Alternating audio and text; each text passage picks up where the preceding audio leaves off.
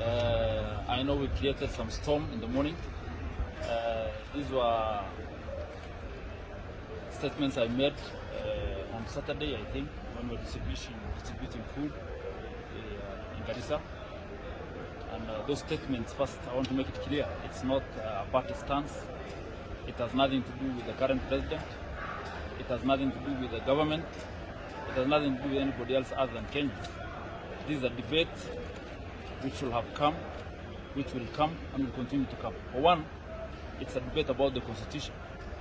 And the Constitution, as you know, is not a biblical version of the Bible or the Quran. The Constitution can be changed, can be amended, and will be amended, whether by our generation or the generation to come.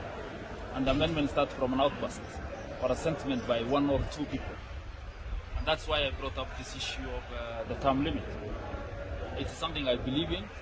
It's something we discussed with quite some number of legislators. I don't want to mention names. It has nothing to do with UDA, it has nothing to do with ODM or any other person. It has something to do with Kenyans. And those of us who are discussing it were Kenyans, MPs, and even the locals.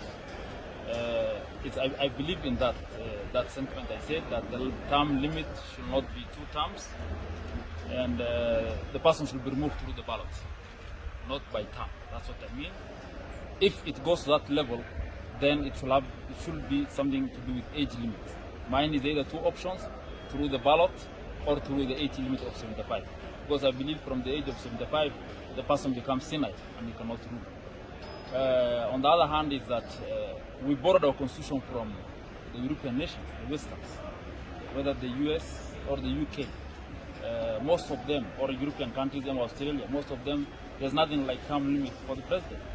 So long as the president or any other person is performing, then there's no need of removing us.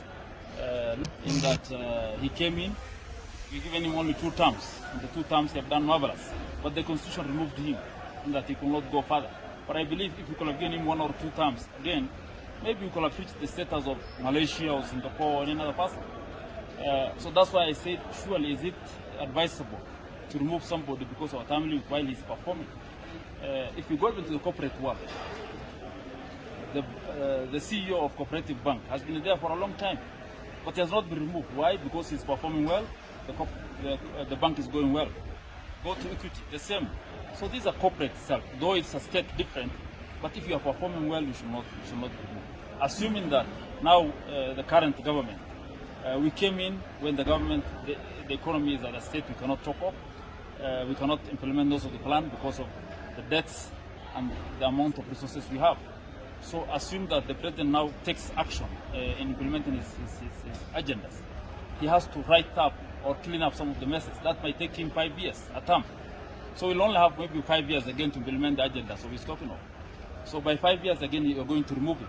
So I was thinking maybe if we give any president for you to implement your agendas, clean up the mess of the other previous government, or whatever it is, you're given a 5-year term to do that. And then you implement 2 or 2 terms again, you can do something.